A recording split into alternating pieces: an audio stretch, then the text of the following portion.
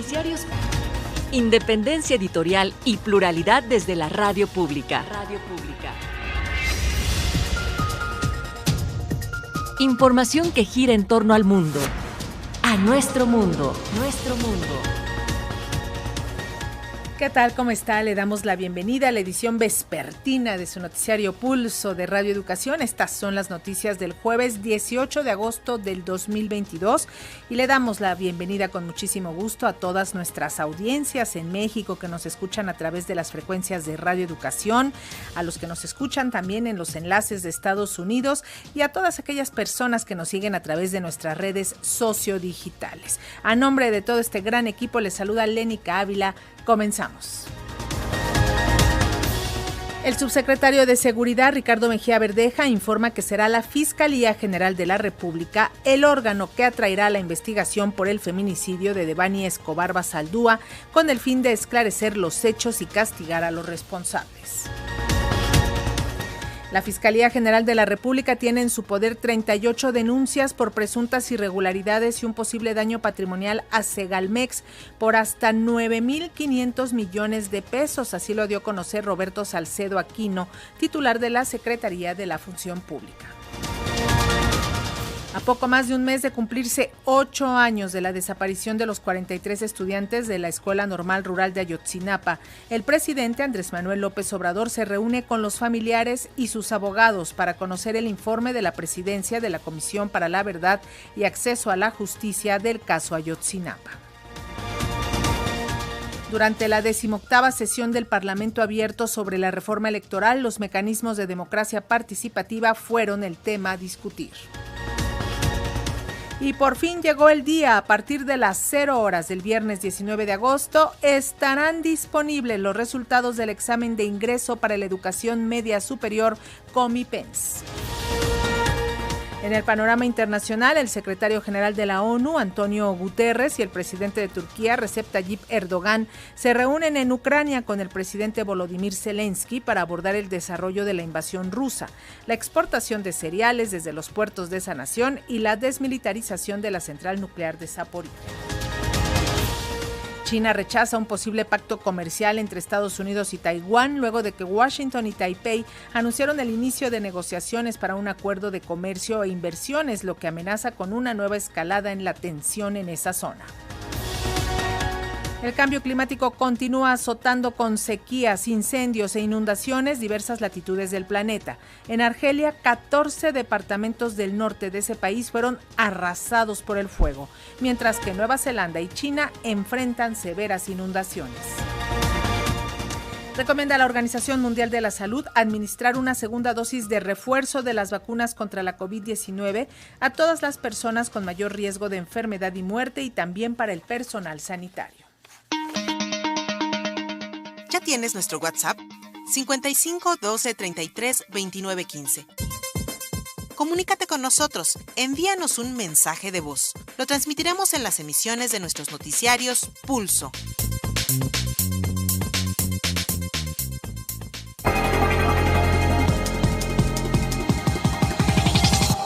Y ante la falta de resultados de las autoridades del Estado de Nuevo León, la Fiscalía General de la República solicitará atraer la investigación del caso de Devani Escobar, informó esta mañana Ricardo Mejía, subsecretario de Seguridad y Protección Ciudadana.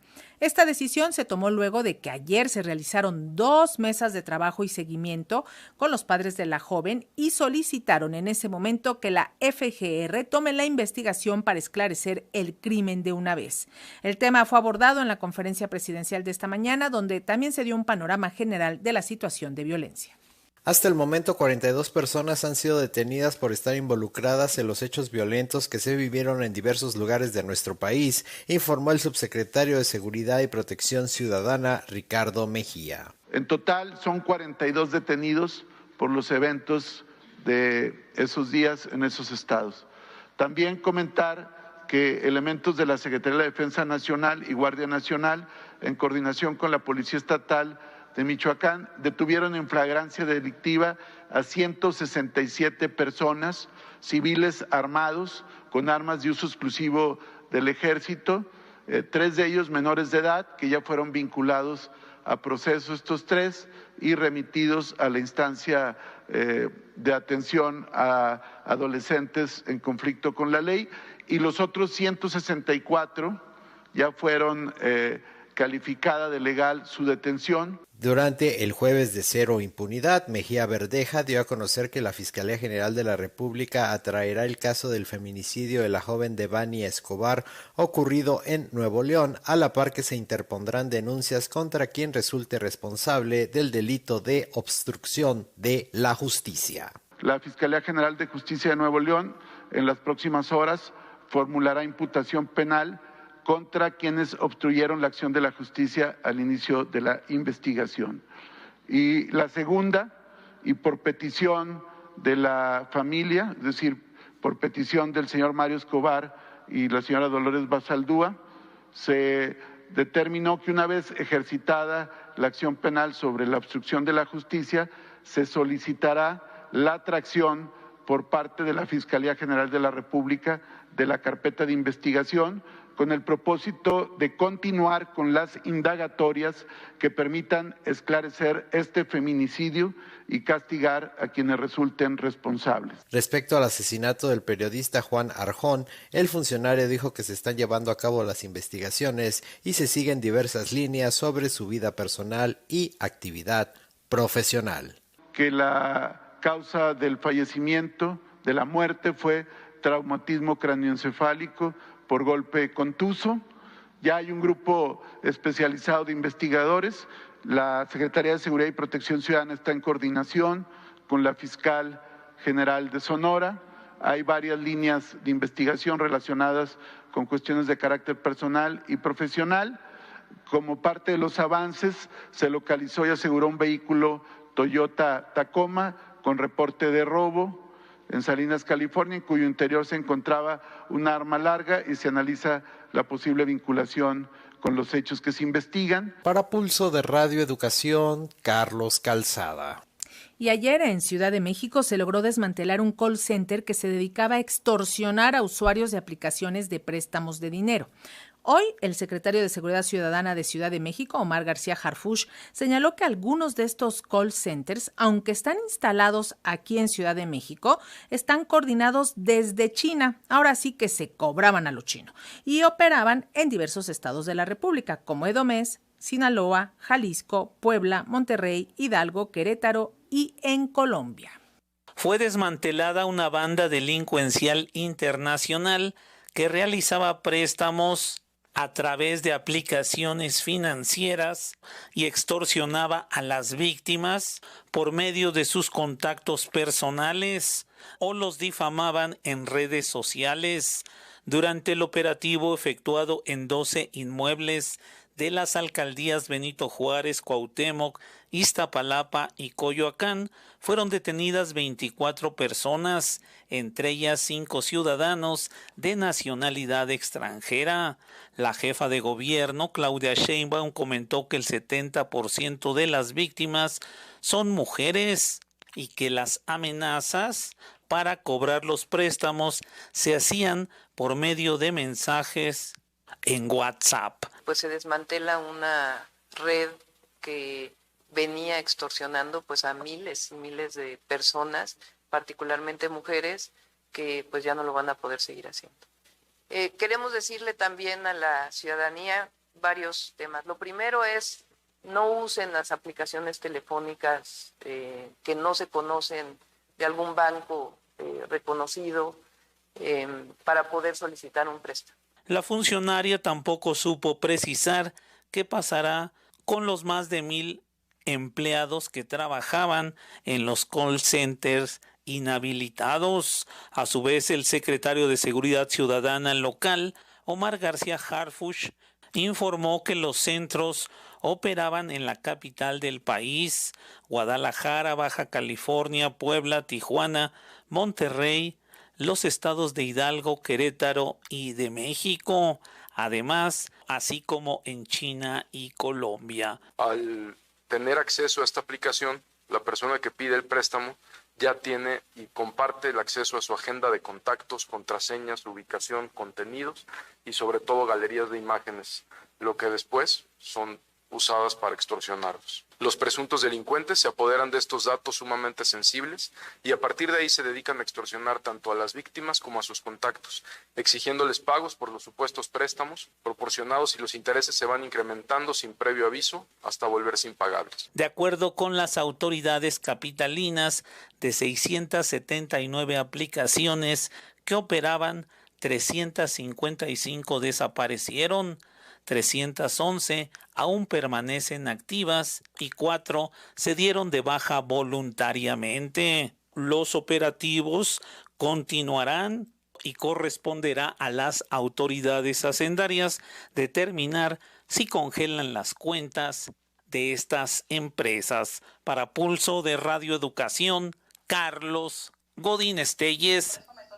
Mientras tanto, el embajador de Estados Unidos en México, Ken Salazar, afirmó que la inseguridad de nuestro país aleja las inversiones, por lo que Estados Unidos y México deben conseguir mayores avances en materia de seguridad, pues es más importante incluso que el TEMEC. Más allá de la controversia energética y el TEMEC, lo verdaderamente importante de la relación México-Estados Unidos es el tema de la seguridad, señaló el embajador Kenneth Salazar. Al sostener un encuentro con empresarios de nuestro país, el diplomático estadounidense dijo que el clima de inseguridad enfría y aleja las inversiones. Preguntas del impacto en la inversión es muy real. Con la inseguridad sí se enfría la inversión de los Estados Unidos y de otros países aquí en México. Y eso es a lo contrario que lo que debería pasar abajo del sueño del TEMEC. Debería haber más inversión, pero la inseguridad es un factor grande para los empresarios. Entonces sí, la inseguridad enfría la inversión que se debería hacer aquí en México. El embajador Salazar dijo que este es el asunto más importante a tratar de la relación bilateral, por encima de diferendos económicos. En esto de la seguridad es más fundamental que los otros temas de inquietud que son difíciles, incluso el TEMEC y la consulta, porque esas cosas se pueden resolver y se van a resolver. Pero si no tenemos resultado en la seguridad, todo sigue temblando. Para Pulso de Radio Educación, Carlos Calzada. Y como un triunfo de la legalidad, calificó el gobernador de Tamaulipas, Francisco Javier García Cabeza de Vaca, el fallo judicial que le mantiene su fuero constitucional e invalida la orden de aprehensión en su contra. En la víspera, la primera sala de la Suprema Corte de Justicia de la Nación falló a favor del gobernador para que no sea detenido mientras ejerce su mandato, mismo que concluye el 30 de septiembre. Al respecto, García Cabeza de Vaca aseguró que el fallo judicial es un triunfo de la legalidad y que es un mensaje de que en el país debe prevalecer la ley. Entre tanto, el presidente Andrés Manuel López Obrador dijo que la invalidez de la orden de aprehensión no significa impunidad y añadió que será el Congreso de Tamaulipas quien tenga la última palabra en cuanto al fuero del gobernador. Y nos vamos directamente hasta Tamaulipas con la periodista Marta Olivia López, directora del portal de noticias En un 2x3, quien nos va a platicar cómo está la situación. Marta Olivia, platícanos. ¿Qué dice el gobernador? Está muy entusiasta. Así es, pues hay que decir una situación. Francisco García Cabeza de Vaca está confundido, me parece, en cuanto a la resolución de la Suprema Corte de Justicia de la Nación. La Corte no ha dicho que sea inocente, tampoco ha dicho que sea culpable. Lo que ha dicho es que el señor tiene fuero, nada más. La segunda determinación es de que, como tiene fuero, no puede la Fiscalía General de la República emitir una orden de aprehensión.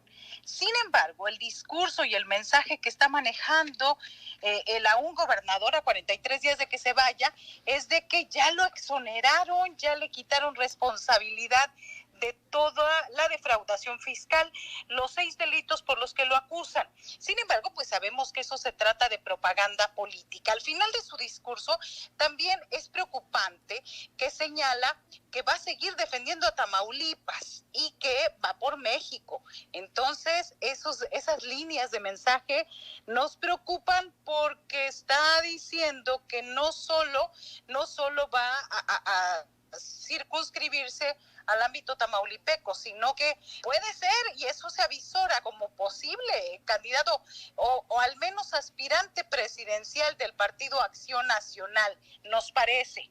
Oye, Marta Olivia, ¿y el Congreso de Tamaulipas qué dice? ¿Se va a pronunciar o ya no se va a pronunciar al respecto?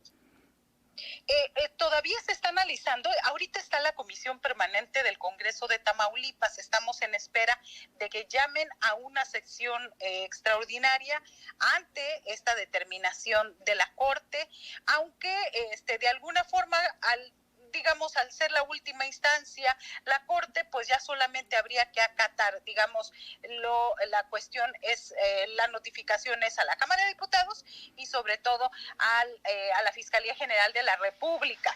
En el caso de Tamaulipas, la mayoría era de Morena, ganó en Morena, sin embargo, de 4 a 6 diputados de Morena han brincado hacia la fracción del Partido Acción Nacional. Ahorita, están empatados, casi solamente cuando votan el PRI junto con el PAN, que son 2 diputados, pues se hace la mayoría simple. Así que, pues no esperamos grandes cambios, simplemente las notificaciones y la preocupación, sobre todo, porque ya hay un gobernador electo al que Francisco García Cabeza de Vaca todavía no reconoce, lo sigue nombrando como doctor, no como gobernador electo, a pesar de que hay una constancia de mayoría, a pesar de que el Tribunal Electoral de Tamaulipas ya validó la elección. Sin embargo, también hay una impugnación en la Sala Superior del Tribunal Federal Electoral o el Tribunal Electoral del Poder Judicial de la Federación, que deberá resolver esta situación hasta el 30 de septiembre. Y bueno, la gran preocupación por la legalidad y por lo que se está dando, nos extrañan 2 cosas. Una, que se haya dado un fallo en unanimidad. 2, que el engrose, que es ahora sí que el grueso del expediente y la argumentación de los ministros, no se dé. La Corte puede tardar, pues como es la máxima instancia, puede tardar de 1 a 3 meses para que dé a conocer por qué votó por unanimidad en ese sentido, de pues perdonarle prácticamente al cuestionado gobernador de Tamaulipas. Entonces, nos parece también que ese engrose trae muchos detalles que Francisco García Cabeza de Vaca los conocía y que pues hay mucho que explicarnos a las y los ciudadanos, pero pues ni la Corte ni creo que García Cabeza de Vaca lo vaya a hacer pronto. Oye, Marta Olivia López, ¿esta decisión de la Corte podría propiciar que se fugue antes de entregar el poder Francisco Javier García Cabeza de Vaca? Totalmente, porque hay una reivindicación social. La Corte me parece que está reivindicándolo. Se tardaron 13 meses para decidir lo que ya había determinado el ministro Juan Luis González Alcántara y Carranca. Él, sin tener las atribuciones, y es una parte que tampoco entendemos en Tamaulipas, sin tener las atribuciones, en la primera sala decidió que García Cabeza de Vaca conservaba su fuero hasta el 30 de septiembre del 2022, cuando es una determinación de que se debe votar en colegiado. No lo hizo, desde ese momento sabíamos que la situación iba para mal, y se han tardado 13 meses para decir exactamente lo mismo. Y esto, obviamente, el mensaje que da Francisco García es de empoderamiento, de les gané, pero además de con cuestiones bastante extrañas y obscuras por parte de la Suprema Corte, porque en Tamaulipas las y los ciudadanos no le creen a Francisco García Cabeza de Vaca y le dieron un gran revés en las pasadas elecciones del 5 de junio. Recordemos que en Tamaulipas durante 86 años gobernó el PRI, con Francisco García era la primera administración del Partido Acción Nacional y pues no resistió una segunda, así que perdió el PAN, perdió junto con el PRI y el PRD y gana Morena la gubernatura. Entonces, complicado porque los términos legales señalan que el 1 de septiembre debe empezar ya la entrega-recepción y no hay ningún documento, ninguna situación similar. Parece que todo parece indicar que Francisco García no quiere entregarle el poder a Morena en Tamaulipas. Pues vamos a ver qué procede, vamos a estar muy atentos. Marta Olivia López, directora del portal de noticias en un 2x3 de Tamaulipas, te agradecemos muchísimo estos minutos con las audiencias de Radio Educación. Gracias, muy buenas tardes. Gracias, buenas tardes. Y lucrar con recursos del erario es una inmoralidad, pero robar a instituciones que están destinadas al abasto de alimentos a la población más vulnerable no tiene nombre. Eso es lo que sucedió en Segalmex. Según diversas investigaciones, Segalmex, que antes era la famosa Conasupo, tiene un desastre financiero que podría alcanzar los 9,500 millones de pesos. Ante esta situación, hoy la Función Pública confirmó que ya se están investigando las denuncias presentadas sobre irregularidades que podrían incluso haber ocasionado un daño patrimonial a Segalmex, Liconza y Diconza. El tema también fue abordado en la conferencia presidencial esta mañana y ya tenemos a Carlos Calzada en la plataforma digital con los detalles. Carlos, te escuchamos. ¿Qué tal, Lénica? Muy buenas tardes a ti, al auditorio de Radio Educación. El secretario de la Función Pública, Roberto Salcedo, dio a conocer que se han presentado 38 denuncias por diversas irregularidades en el sistema de seguridad alimentaria, Segalmex. El funcionario señaló que se han realizado auditorías desde la entrada en funciones de esta instancia en el año 2019. Vamos a escucharlo. Se encuentran en la Fiscalía General de la República 38 denuncias presentadas por la Procuraduría Fiscal de la Federación, la Unidad de Inteligencia Financiera, la Secretaría de la Función Pública y la propia Fiscalía General de la República por la presunta comisión de delitos que podrían haber ocasionado un daño patrimonial a Segalmex, Diconza y Liconza. Las denuncias penales presentadas por las instancias gubernamentales están en etapa de investigación con miras a su judicialización. Principalmente, las denuncias son por el delito de uso ilícito de atribuciones y facultades, y las carpetas de investigación se están integrando bajo la óptica de delincuencia organizada. Salcedo Aquino dijo que la Función Pública y la Auditoría Superior de la Federación han detectado irregularidades por 9,500 millones de pesos. Vamos a escucharlo. La Secretaría de la Función Pública practicó 84 actos de fiscalización desde la creación de Segalmex en 2019 y hasta el cierre de 2021. Durante 2022, para dar continuidad a esos actos, se están ejecutando diversas revisiones a los programas de abasto rural, de abasto social de leche y de precios de garantía, así como a las adquisiciones, arrendamientos, servicios e inventarios. Por su parte, la Auditoría Superior de la Federación, con motivo de la revisión de la Cuenta Pública 2020, promovió diversas acciones en las tres entidades, que en conjunto incluyen 22 pliegos de observaciones por 3,465 millones de pesos. Los montos observados por ambas instituciones ascienden a 9,500 millones. Bueno, hay que destacar, Lénica, que este quebranto se estaría registrando en Segalmex, Liconza y Diconza, las cuales forman parte del sistema con el que el gobierno mexicano busca apuntalar la autosuficiencia alimentaria y también proveer precisamente insumos básicos a los sectores más desprotegidos de nuestro país. Lénica, el reporte. Un escándalo, Carlos, 9,500 millones de pesos en irregularidades, sobre todo en lo que tiene que ver con importación y compra de granos básicos como maíz y frijol. Así es, además también se mencionaba que un funcionario de esta dependencia que estaba desde el gobierno anterior intentó incluso meter algunos de los recursos de esta a los mercados de valores, lo cual dice se sigue investigando, ya que constituiría un quebranto, como estabas mencionando, de más de 9,500 millones de pesos en perjuicio de las clases más desprotegidas. Muchísimas gracias, Carlos Calzada. Buenas tardes. Hasta luego, buenas tardes. Hasta luego. Y los padres y madres de los normalistas de Ayotzinapa se reúnen con el presidente Andrés Manuel López Obrador para conocer el informe presentado por el subsecretario de Derechos Humanos y Población de la Secretaría de Gobernación, Alejandro Encinas, sobre los avances en la desaparición de los 43 estudiantes de la Normal Rural Isidro Burgos, que ya está muy próxima a cumplir 8 años este caso. Y ya tenemos en la línea telefónica a nuestro compañero Reinaldo Cerecero. Coméntanos, Reinaldo, buenas tardes. Sí, buenas tardes, Lénica, auditorio de Radio Educación.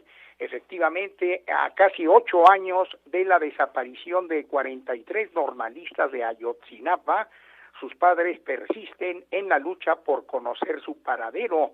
Este jueves acudieron a Palacio Nacional, donde autoridades federales les ofrecieron detalles sobre las indagatorias del caso Ayotzinapa. La última vez que el comisionado presidencial para el caso Ayotzinapa, Alejandro Encinas, ofreció un informe a los familiares fue el 26 de septiembre del 2021, con avances lentos para esclarecer los hechos. Los padres de los normalistas arribaron en un autobús acompañados por el abogado Vidulfo Rosales. También llegaron los secretarios de la Defensa y de Gobernación, Luis Crescencio Sandoval y Adán Augusto López Hernández, respectivamente.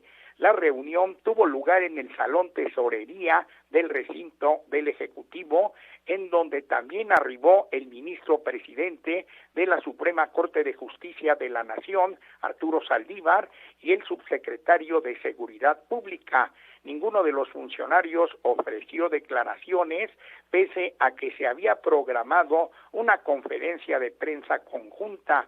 Hay que recordar que en agosto, en el encuentro entre Comisiones de la Verdad México-Colombia, Alejandro Encinas reconoció que no existe rastro y las muestras de los hallazgos encontrados en las más recientes búsquedas no han arrojado suficiente ADN para su identificación. El subsecretario informó entonces que se continuaba con la revisión de unos 17,000 documentos que habían sido entregados al Grupo Interdisciplinario de Expertos Independientes, GIEI, y a la Comisión Presidencial para la Verdad en el caso Ayotzinapa. Con el gobierno López Obradorista, la Comisión Presidencial busca desmentir la verdad histórica presentada en el gobierno de Enrique Peña Nieto, que señala que los 43 estudiantes fueron privados de la libertad, asesinados, incinerados y sus cenizas arrojadas al río San Juan, en Guerrero, por integrantes del grupo criminal Guerreros Unidos, que los confundieron. El pasado 30 de junio, el presidente López Obrador aseguró que su gobierno ya sabe qué le sucedió a los estudiantes, pero que informarán hasta certificar las pruebas. Dijo que ya sabemos lo que sucedió, nos faltan algunas cosas para complementar, porque acuérdense, dijo en esa ocasión, que es un proceso judicial y se pueden tener pruebas, pero hay que certificarlas y hay que validarlas. La semana pasada aseguró que el gobierno busca una salida política en el caso, pues no investigará al ejército debido a la preponderancia que se le ha dado en el actual régimen. Los padres de familia han señalado que este gobierno no está dispuesto a ejercer presión al ejército para que sea investigado y sancionado. Por el contrario, dijeron, hoy podemos ver cómo este gobierno está dando un sinnúmero de facultades legales al ejército. Pues esta es parte de la información que tenemos, Lénica, y pues en una de estas reuniones que sostuvieron las madres y padres, pues señalan que no hay hechos de lo dicho por el presidente, que afirmó que se está avanzando en la investigación y que ya se tienen muchos elementos. Sin embargo, no quieren apresurarse y buscan tener todos los elementos y las pruebas. Bueno, pues vamos a estar muy atentos. Ya el próximo 26 de septiembre se cumplen 8 años. Los familiares están muy cansados, desgastados y están exigiendo respuestas. Así es, Denica. Gracias, Reinaldo Cerecero. Muy buenas tardes. Muy buenas tardes. Hasta luego. Opinión y análisis de los hechos noticiosos. Una mirada diferente con Humberto Musacchio. Y el líder nacional del PRI, Alejandro Moreno, alias Alito, se encuentra en las garras del jaguar con las nuevas filtraciones de audios por parte de la gobernadora de Campeche, Laida Sansores, y también por la solicitud de desafuero de la Fiscalía de ese estado. Acerca de ello es el comentario de nuestro colaborador Humberto Musacchio, a quien saludamos con gusto. Humberto, te escuchamos. Lénica, buenas tardes. Efectivamente, un representante emblemático de la vieja cultura priista del enriquecimiento ilícito es el señor Alejandro Moreno, más conocido por el alias, apodo, remoquete de Alito. Pero en fin, yo creo que ya tiene muy cerca el fin de su carrera política, porque yo creo que de esta no va a salir bien. Inmensas propiedades, manejo de muchos millones en forma desparpajada, desprecio evidente por la ley, hay muchas grabaciones que lo acreditan, y una infinita prepotencia son características de este tal Alito. Hoy por hoy, el mayor representante de la añeja y nunca desterrada corrupción priista. Morena y sus aliados alistan el desafuero del exgobernador de Campeche, al que Renato Sales, el acucioso fiscal de aquella entidad, ha investigado con la ley en la mano para hacer públicos los delitos en que incurrió el actual presidente del PRI y uno de los abanderados de la coalición Va por México. El pasado martes se inició el trámite para quitarle la inmunidad y someterlo a proceso, lo que el también diputado Leonel Godoy de Morena prevé que ocurrirá en pocas semanas. Pero más allá del curso jurídico que sigue el caso, lo que debería importar más a las fuerzas políticas que hoy apoyan al acusado es el impacto que este escándalo tendrá en la pretensión de llegar a la elección de 2024 con buena salud. El acto de apoyo a Alejandro Moreno, en el que participaron los dirigentes de la Alianza Va por México, apenas ayer, estuvo lejos de constituir una demostración de fuerza. Ha sido más bien una triste prueba de que con un personaje impresentable, uno entre varios más, el frente encabezado por Claudio X González, jefe real de los coaligados, está condenado a la derrota. La coalición opositora carece de figuras con el necesario arrastre, porque ni el PRI ni el PAN tienen un personaje capaz de competir con alguna posibilidad de éxito en 2024. Para su desgracia, PRI, PAN y lo que resta del PRD ofrecen la imagen de un conglomerado sin principios, pues se han olvidado de ideologías en aras de contener la oleada que encabeza Andrés Manuel López Obrador. Tan empobrecidos de ideas y de reflejos políticos se hallan los dirigentes del llamado PRIAN-RD, que ni siquiera son capaces de capitalizar los errores del actual gobierno. Una a una, la coalición que maneja Claudio X González, porque dicen que es el que está detrás de todo, ha ido perdiendo gubernaturas, congresos locales y seguidores. La fuga de cuadros priistas hacia Morena es otro síntoma de que no anda muy bien de salud esta coalición, y eso caracteriza a la triada que hoy dice apoyar al tristemente célebre Alito.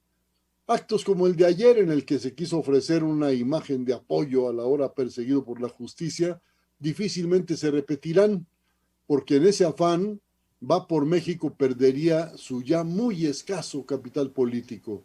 Para PAN y PRD será ruinoso mantener el presunto apoyo al presidente del PRI, porque en su caída arrastrará a sus aliados. Para los priistas, la única posibilidad de librar este bache es haciendo un lado a Alito y sustituyéndolo rápidamente por otro dirigente o por un consejo, es lo que es más probable, que trabaje para reparar los enormes daños que les causa este escándalo. El señor Claudio X, líder visible de la coalición opositora, seguramente exigirá a sus leales que resuelvan la salida de Alito antes de que el daño sea mayor. En cualquier caso, lo evidente es que el PRI, ahora apoyado por el PAN, sigue entrampado en la cultura de la corrupción. Igualmente, lo obvio es que la ruta de escape por el PRIAN-RD es buscar fuera de este conglomerado una figura que lo salve del desastre, porque internamente no hay aspirantes con el tamaño y la necesaria proyección para disputarle a Morena la presidencia. Lo que está a la vista es que la previsible división de Morena aporte a Va por México un candidato que no esté manchado por las miserias actuales de estos lamentables opositores. Hechos como los que estamos presenciando muestran, si hiciera falta, que en el presente siglo hemos entrado a un periodo de transición. Si hiciera falta decirlo, lo viejo ya no sirve y lo nuevo no acaba de madurar. Otras fuerzas tendrán que surgir para recomponer nuestra deteriorada vida pública. Al menos eso espero, Lénica. Y así lo esperamos todos. Muchísimas gracias, Humberto Musacchio. Nos escuchamos la próxima semana. Hasta la próxima. Gracias, buenas tardes. Gracias, hasta luego. Y en el Parlamento Abierto para la Reforma Electoral, convocado por la Junta de Coordinación Política, se llevó a cabo este jueves el foro 18A, denominado Mecanismos de Democracia Participativa, con el tema Sistema de Partidos, en el que los participantes externaron comentarios y plantearon algunas propuestas. Los mecanismos de democracia participativa fueron el tema a discutir en la 18ª bis sesión de Parlamento Abierto sobre la reforma electoral que se lleva a cabo en la Cámara de Diputados. El doctor en economía, Don Nguyen Hu, experto consultor en el ámbito electoral, expuso que mecanismos como el referéndum validan la democracia y amplían la participación de la gente, que debe tener una educación cívica e información pertinente para participar activamente. La más, yo diría, conocida de la participación es el referéndum. Pero el referéndum tiene una importancia crucial por una razón. Es que el referéndum es la voz de la soberanía popular. Es que usted puede notarlo. En el caso de la Constitución de Francia, hay dos maneras de exprimir la soberanía nacional. Uno es la voz del Parlamento, de los representantes. Y segundo, la voz del referéndum. En su participación, la maestra Greta Ríos, catedrática del TEC de Monterrey, valoró importante fomentar las consultas populares en la normatividad electoral, pero que sean, aseguró, procesos de participación informada de la población sobre los asuntos puestos a debate y consulta. Creo que nosotros en México hemos vivido muchos años pensando que democracia es elecciones, ¿no? Democracia es que yo pueda ir a votar por el presidente cada 6 años, o sea, ni siquiera en la intermedia, ¿no? O sea, yo voto por quien quiero que sea presidente y listo, se acaba mi deber cívico, se acaba mi participación y ya. Y creo que tendríamos que estar entendiendo que democracia es mucho más amplio que eso, que tiene que ver con participar en la vida pública, que tiene que ver con estar informados para poder participar, que tiene que ver con ser ciudadanos capaces de discernir y de analizar información que es compleja. O sea, las cosas que se consultan allá afuera en el mundo a través de referéndums no son cosas sencillas, ¿no? Y creo que una de las cosas que me gustaría, en las que me gustaría hacer hincapié cuando hablamos de democracia directa y participativa es que tiene que estar preparada. No podemos estar haciendo consultas a modo, consultas en 2 semanas, consultas cada 10 minutos. Sí, o sea, consultas patito, ¿no? Que no tienen ningún tipo de certeza jurídica, que no tienen mayor planeación. Finalmente, Edgar Hernández, ex consejero electoral local en Sinaloa, reconoció los actuales trabajos de Parlamento Abierto sobre la reforma electoral en el Congreso como un ejemplo claro de democracia participativa y recordó las figuras legales recientes que amplían derechos de la ciudadanía a fin de ejercer su determinación en una democracia consolidada. Sobre si la democracia participativa lastima o reduce la democracia representativa, yo creo que es un gran mito esto de que al incorporar más mecanismos de democracia directa o participativa como los referéndums, los plebiscitos, las consultas populares. Hago un paréntesis, la consulta popular, fíjense, curiosamente fue introducida a la Constitución hace 10 años, en el 2012. Otra vez, un mecanismo nuevo. Tenemos muy poco tiempo de que se incorporó al marco legal y hace apenas un año que se convocó la primera consulta popular. Eso no existía en México. En esa reforma del 2012, cabe señalar que además de la consulta popular se introdujeron las candidaturas independientes. Por primera vez pudimos votar, unos años después del 2012, en el 2015 específicamente, por candidatos independientes para todos los cargos de elección popular. También se introdujo la iniciativa ciudadana, que los ciudadanos podamos tenemos el derecho desde hace 10 años de iniciar leyes de reforma a la Constitución, a las leyes secundarias. Eso es una ampliación de nuestros derechos ciudadanos. Para Pulso de Radio Educación, Víctor Bárcenas. Y para las y los jóvenes que llevan semanas entre nervios y emoción por saber el resultado de su examen de ingreso a la educación media superior, Comipens, finalmente ya llegó el día y a partir de las 0 horas de este viernes ya podrán consultar los resultados en la Gaceta Electrónica de Resultados www.comipens.org.mx. Mucha suerte a todos. A partir de este viernes 19 de agosto estarán disponibles los resultados del examen de ingreso para la educación media superior que aplica la Comisión Metropolitana de Instituciones Públicas de Educación Media Superior, Comipems. Los interesados podrán consultar los resultados en la Gaceta Electrónica, que estará disponible en la dirección www.comipems.org.mx. Para consultar sus resultados, los estudiantes deberán tener a la mano su número de folio y su CURP.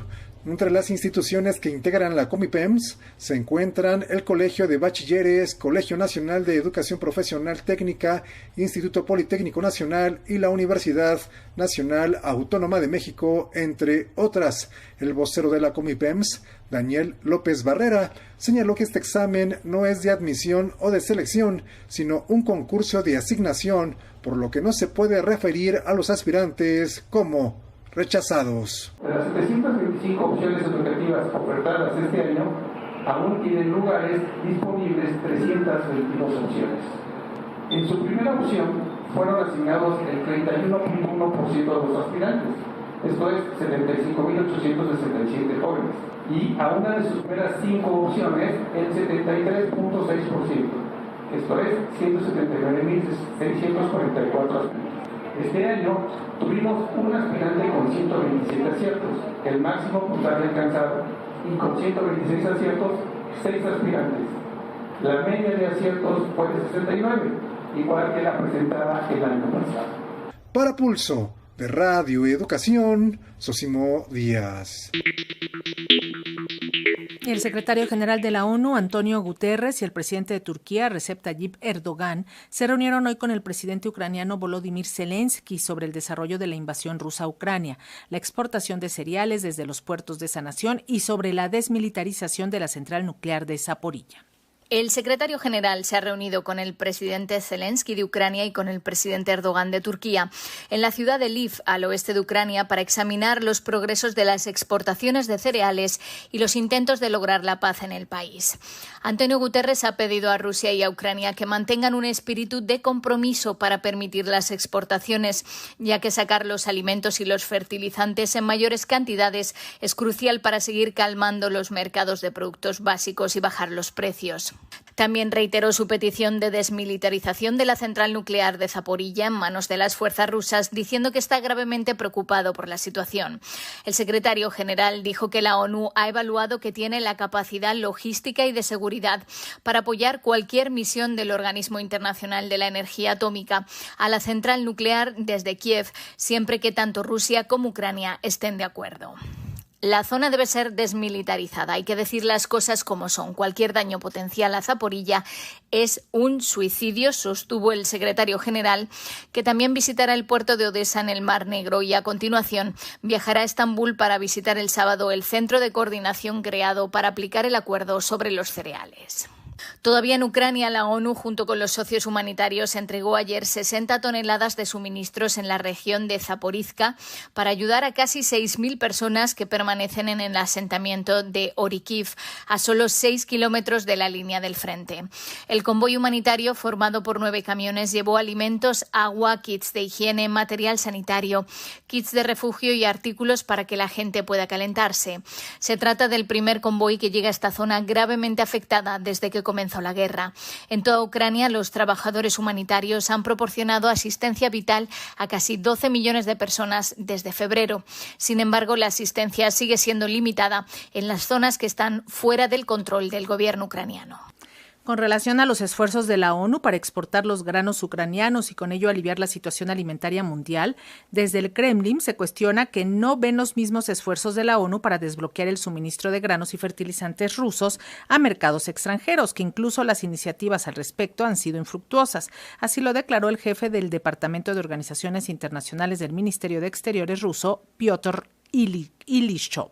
Hasta el momento, los esfuerzos de la ONU no han dado el resultado deseado, pero el trabajo continúa. Esperemos el éxito, dijo Ilishov a la agencia Sputnik. Al mismo tiempo, calificó de poco probable restaurar el funcionamiento normal de las cadenas de suministro y garantizar la seguridad alimentaria hasta que se eliminen los obstáculos artificiales e ilegítimos de Occidente a los que se enfrentan las empresas rusas mientras realizan sus actividades económicas. En ese sentido, Eleonora Tarufo, experta en Rusia e integrante del Instituto de Estudios Italianos para Estudios de Política Internacional, destaca la importancia de la mediación del presidente turco Recep Tayyip Erdogan para que se desbloquearan las exportaciones de cereales desde Ucrania. Escuchemos su análisis en entrevista con RFI.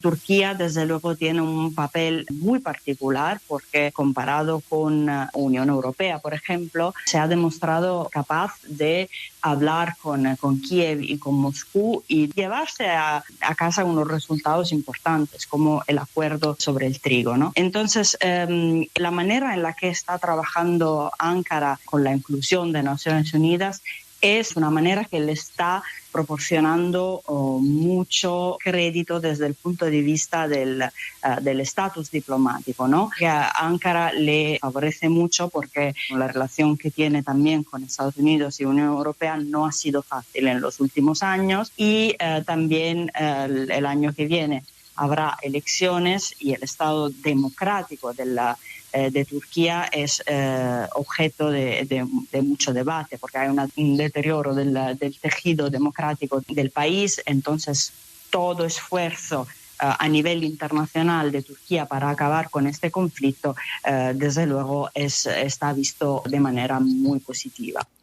Escuchábamos a Eleonora Tarufo, experta en Rusia e integrante del Instituto de Estudios Italianos para Estudios de Política Internacional. También un reporte de la agencia Sputnik afirma que Ucrania tiene la intención de escenificar un desastre industrial en la central nuclear de Zaporilla, que implica una fuga de radiación, destruyendo la integridad de la instalación de almacenamiento de residuos nucleares y poniendo el reactor de la central nuclear en un estado de funcionamiento anormal. Esto de acuerdo con un informe del teniente general Igor Kirillov. Y al menos 11 personas muertas y otras 35 heridas es el saldo hasta el momento de los bombardeos rusos sobre la región de Kharkov, en el noreste de Ucrania. La ofensiva rusa se da en medio de la visita de Antonio Guterres a territorio ucraniano. El gobierno chino manifestó malestar por las próximas negociaciones comerciales de manera formal entre Estados Unidos y Taiwán. Beijing advirtió a Washington que no debe haber ningún trato que comprometa la soberanía taiwanesa. RFI nos informa. Estados Unidos y Taiwán ya tienen intercambios comerciales y económicos importantes, pero no existe ningún acuerdo comercial vinculante entre las dos naciones.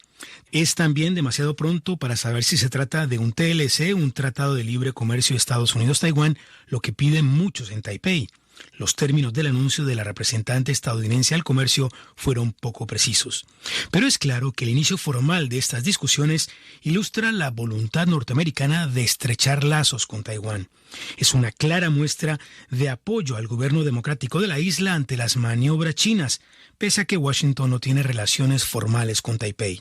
El anuncio ha irritado, por supuesto, de nuevo al gobierno chino.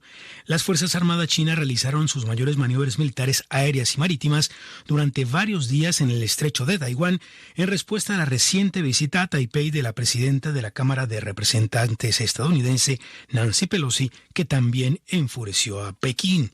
Taiwán vive bajo la amenaza constante de una invasión china que considera la isla como parte de su territorio y podría ocuparla por la fuerza si fuera necesario.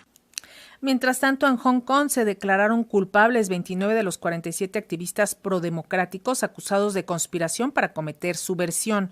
Los presos políticos de entre 23 y 64 años de edad serán enjuiciados mediante un proceso judicial que intenta acallar las voces opositoras y reiterar que se debe tener lealtad absoluta al gobernante Partido Comunista de China. Los opositores fueron detenidos el año pasado tras haber participado en proceso electoral no oficial en el 2020. Sin embargo, las autoridades chinas indicaron indicaron que se trató de un complot para paralizar al gobierno de Hong Kong y en apego a la Ley de Seguridad Nacional se les procesará en septiembre y podrían ser condenados a cadena perpetua. La inflación en la eurozona toca su nivel más alto al ubicar su tasa interanual en 8.9%, así lo confirmó hoy la Oficina de Estadística de la Unión Europea, Europa Press, y Europa Press amplía la información. Nueva escalada de la inflación en Europa. La tasa de inflación interanual de la eurozona llega al 8,9% en julio, máximo histórico y 3 décimas más que en junio. Estas cifras suponen el mayor encarecimiento de los precios en la región del euro de toda la serie histórica y más de 4 veces la meta de estabilidad de precios del 2% del Banco Central Europeo. Más de la mitad de los 27 países de la Unión Europea registraron subidas de precios de doble dígito. Las de España se sitúan en el 10,7%, por debajo de la media en Europa. Los países bálticos acumulan las mayores subidas, a diferencia de Francia, Malta y Finlandia. La escalada de los precios de la zona euro se ha intensificado a pesar de que la subida de los precios de la energía se ha atenuado ligeramente. Sin embargo, los servicios se han encarecido un 3,7% interanual en julio, 3 décimas más que en junio, mientras que los precios de los bienes industriales no energéticos subieron un 4,5%. Si se excluye del cálculo el impacto de la energía, la tasa de inflación interanual de la zona euro se ha situado en julio en el 5,4%, casi 4 puntos menos que la tasa que incluye la energía. Y la escalada inflacionaria de más del 10% en Reino Unido, que ya ha provocado el rechazo de la población a los altos costos de energía y alimentos, ahora lleva a la huelga a 45,000 trabajadores ferroviarios que hoy paralizaron esa red de transportes en demanda de mejoras en los salarios y las condiciones laborales ante el aumento del costo de la vida. Solo el 20% de los trenes habituales estaban programados durante la jornada, todos ellos entre las 7:30 y las 18:30 horas, y en algunas líneas se ha parado la circulación por completo en la sexta huelga del sector desde el pasado mes de junio. Ciudades con importante actividad portuaria como Swansea en Gales y Portsmouth en Inglaterra han dejado incomunicadas por tren a raíz del paro, que volverá a repetirse este sábado junto con conductores de autobuses. El cambio climático continúa azotando con sequías, incendios e inundaciones diversas latitudes del planeta. En Argelia, 14 departamentos del norte de ese país fueron arrasados por fuego. Este incendio se suma a los ya registrados en España, Francia y Portugal. Más detalles con France 24. Es solo el último episodio de un patrón trágicamente recurrente en Argelia. Los incendios forestales han arrasado 14 provincias del norte del país en los últimos días, dejando un rastro de destrucción y muerte a su paso. Hoy los incendios comenzaron en 4 regiones, incluyendo Gijel. Posiblemente esté relacionado con el clima, pero no solo eso. Estamos llevando a cabo una investigación para conocer las razones precisas de estos incendios. La verdadera pregunta que se ha planteado es por qué varios incendios comenzaron al mismo tiempo en Sucaraz, Tarf y Gijel, y es la investigación la que puede iluminarnos. La gendarmería cerró varias carreteras mientras que helicópteros descargaban agua sobre los incendios en 3 zonas, incluyendo el municipio de Sucaraz. Unas 350 personas fueron evacuadas de la ciudad, situada cerca de la frontera con Túnez. En total, desde principios de agosto ha habido 106 incendios forestales en Argelia, que han destruido 2.500 hectáreas de bosque. Y aunque estos incendios destructivos eran antes algo relativamente raro en el país norteafricano, cada vez son más frecuentes, en parte debido al cambio climático. En el verano de 2021 se produjeron algunos de los peores incendios forestales de los últimos años, con al menos 90 muertos y más de 100.000 hectáreas de bosque quemadas. Un saldo devastador para un país en el que menos del 1% de la tierra cuenta con árboles. Y mientras el fuego flagela unas zonas, las inundaciones lo hacen en otras, como en Nueva Zelanda, nación que está padeciendo un poderoso temporal que afecta a la costa occidental de la isla sur y otras áreas como Nelson, donde ya se desbordó el río Matai. Autoridades neozelandesas pronostican lluvias de 100 a 140 mililitros en Northland, la zona más septentrional del país, así como el desbordamiento de su río Kaeo, de acuerdo con el servicio meteorológico del país Met Service. Mientras que en China, al menos 16 personas perdieron la vida y otras 36 permanecen desaparecidas tras una inundación repentina en la provincia de Qinghai. Más detalles con la agencia EFE. Al menos 16 personas perdieron la vida y otras 36 permanecen desaparecidas tras una inundación repentina en la provincia septentrional china de Qinghai. La lluvia torrencial comenzó hacia las 10 de la noche del miércoles en una zona montañosa del condado de Datong, situado en la parte norte del término municipal de la capital de Qinghai, Xining. Poco después de las 7 horas local de este jueves, las autoridades declararon una emergencia de nivel 2, el segundo más alto de los 4 en los que se divide el sistema de alerta por inundaciones de China.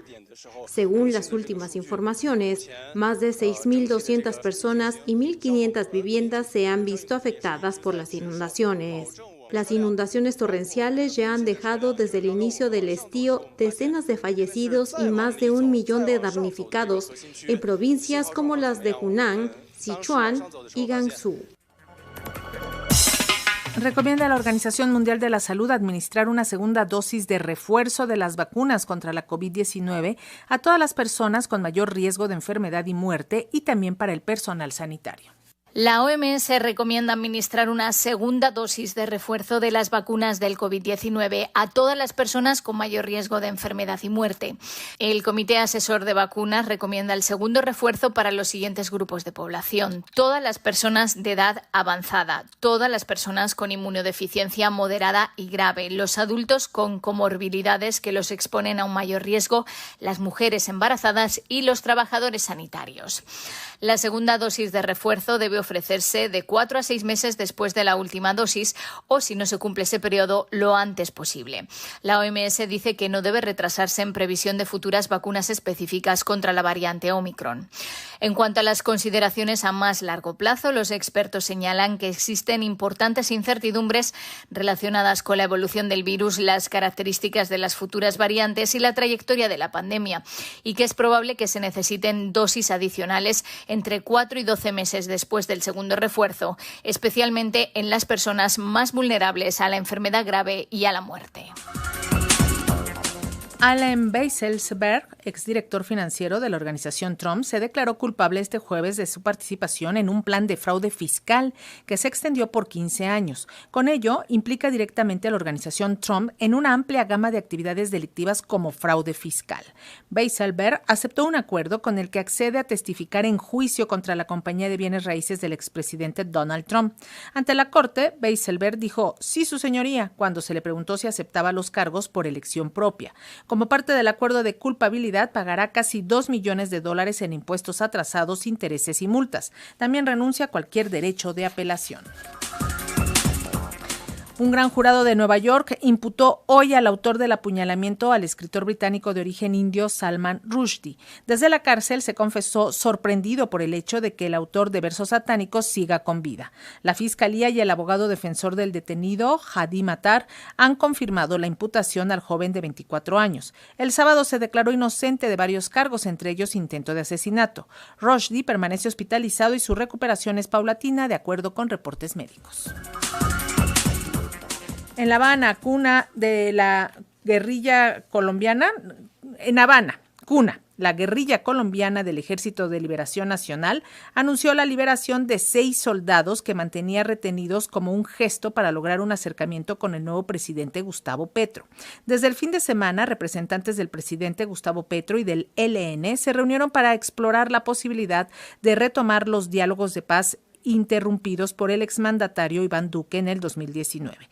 Por otra parte, la Agencia Nacional de Minería de Colombia informó esta mañana que fueron rescatados con vida los 9 trabajadores atrapados en la mina El Bosque, ubicada en Lenguasaque, departamento de Cundinamarca. Radio Educación presentó Noticiarios Pulso. Noticiarios Pulso. Independencia editorial y pluralidad desde la radio pública. Radio Pública. Información que gira en torno al mundo. A nuestro mundo. Nuestro mundo. Ya nos vamos, agradecemos su atención. Participamos en el servicio informativo de este 18 de agosto del 2022. En la redacción Josefina Mulato, coordinación nacional Ana Aguirre, en la coordinación internacional y realización Elizabeth Montes y Manuel Bobadilla, en la edición digital Gregorio Sánchez y Luis Ernesto López, en redes sociales Roberto Hernández, Tania Nicanor y Aide García, controles técnicos Ramiro Romero, y en la lectura de la información se despide Leni Cávila. Que tenga una excelente tarde.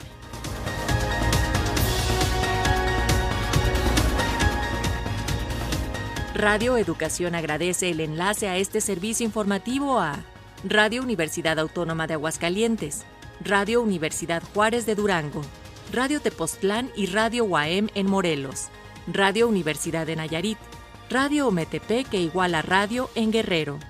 En Oaxaca, Radio Universidad Benito Juárez, Radio Maíz en San Juan Tabá, Radio Comunitaria de Teojomulco Sola de Vega, Somos Uno Radio en Tlacolula de Matamoros, Radio Nandia en Mazatlán Villa de Flores, Estéreo Comunal en Guelatao de Juárez, Radio Caracol, San Antonio de la Cal, Sachila Radio y Radio Gempoc, Radio Tzinaca en Cuetzalan, Puebla, Señal Cuculcán en Mérida, Yucatán, Señal Cultura Sonora en Hermosillo, Radio Universo en Colima y Radio Zacatecas. En Estados Unidos, a Radio Bilingüe de Fresno, California y sus emisoras asociadas.